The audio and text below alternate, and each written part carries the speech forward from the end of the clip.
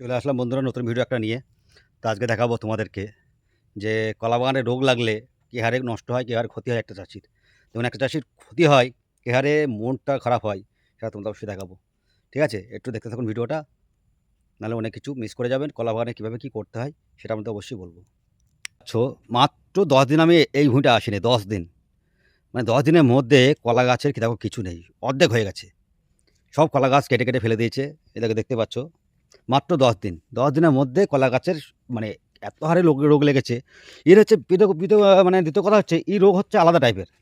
ঠিক আছে? এই রোগটা তোমাকে দেখাবো। দেখো প্রত্যেকটা গাছে গুঁড়া বাঁধা আছে, দেখেছো? দড়ি দিয়ে। মানে গাছটা ফেটে যায়। ফেটে গেলে সেই গাছ আর জীবনেও হবে না। গাছ তুলে ফেলে দিতে হবে। নাহলে এই গাছ থেকে আরও কটা গাছে রোগ ধরবে। দেখে যাচ্ছ? এই দেখো, দেখো। দেখছো? ওই দেখো মাছ দিয়ে কলা বেরোয় খালি। মাছ দিয়ে ফেটে কলা বেরোয় যাবে। প্রত্যেকটা গাছের রোগ এরকমই হয়। এই যে রোগগুলো লেগেছে, মানে একটা চাষি কত টাকা ক্ষতি চিন্তা করেছো? দেখো পড়ে আছে। আমি মাত্র 10 দিন আসিনি, 10 দিনের মধ্যে কেসগুলো ঘটে গেছে অলরেডি। 10 দিনের মধ্যে পুরা মানে ভুঁই, মানে 50% গাছ শেষ। মানে 50% চিন্তা করে, 50% মানে যদি 400 গাছ থাকে তাহলে 200 গাছ শেষ। ঠিক আছে? আর এই যে দেখতে প্রত্যেক গাছে কিন্তু দেখো বন্ধুরা, প্রত্যেক গাছে কিন্তু বাঁধা আছে দড়ি দিয়ে, কেন ফেটে না যায়।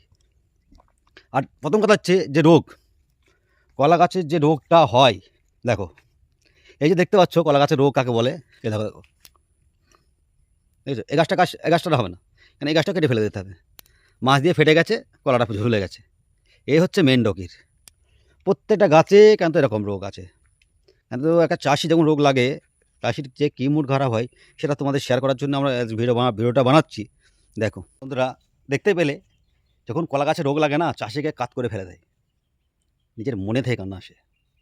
কত কষ্টের একটা ফসল। একটা চাষি যখন একটা যে কোনো জিনিস তৈরি করে, মন প্রাণ দিয়ে পুরা উজাড় করে দিয়ে তৈরি করে। এটা যখন চাষিরা বা চাষিরা যখন প্রকৃতির খেলা এসব। প্রকৃতির খেলা মানুষ কিছু করতে পারবে না। যেটুকুন যার প্রাপ্য সেটুকুন তো সে পাবে। কেননা এত সুন্দর গাছগুলো হয়েছিল যখন আমরা এসেছিলাম ছোটোবেলায়, ওই যে গাছগুলো ছোটো ছিল, অসাধারণ গাছ ছিল। মাঠের মধ্যে নম্বর 1 গাছ।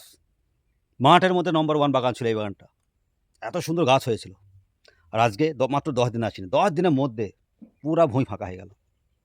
তাহলে চাষিটা কী করবে তো আপনিই বলেন তো? চাষি দেবে না কেউ নেই। নাম জনতা আছে, না সরকার আছে, না উপরওয়ালা আছে। এটা হচ্ছে ব্যাপার। একটুখানি দাদা ভাইরা চাষিদের পেনে একটুখানি থাকো, সাপোর্ট করে যাও, তাহলে অবশ্যই চাষি ভাইরা অবশ্যই উন্নতি হবে। এটা ছোট্ট ভাই বলে বলছি না, এটা ইনসানিয়ত হয়ে বলছি। চাষিরা অনেক কিছু করতে পারে, অনেক কিছু করতে পারে। দেখো প্রত্যেকটা গাছে কিন্তু, প্রত্যেকটা গাছে দেখো পুরা সব দড়ি বাঁধা আছে, দেখতে পাচ্ছ? সব গাছে দড়ি বাঁধা আছে কিন্তু। দেখো সব গাছে দড়ি বাঁধা আছে। কী করবে দড়ি না বেঁধে? যদি যেটুকুন বাঁচে, চাষি শেষ, মানে শেষ চেষ্টা পর্যন্ত করে, শেষ লড়াই পর্যন্ত করে যাবে, হাল ছাড়বে না। তা বন্ধুরা, খুব কষ্টের একটা জিনিস দেখালাম। নিজেটাকে ভিডিও করতেও কষ্ট লাগলো, কিন্তু কিছু করার নেই। এই রোগগুলোর জন্য কোনো ওষুধ নেই, কোনো মেডিসিন নেই, কিছু নেই। এটা হচ্ছে প্রকৃতির খেলা। প্রকৃতির ওপরে কিছু করার নেই। তা বন্ধুরা, ভিডিওটা যদি কিছুটা মানে ভালো লাগে, তো একটা ছোট্ট লাইক করে দেবেন।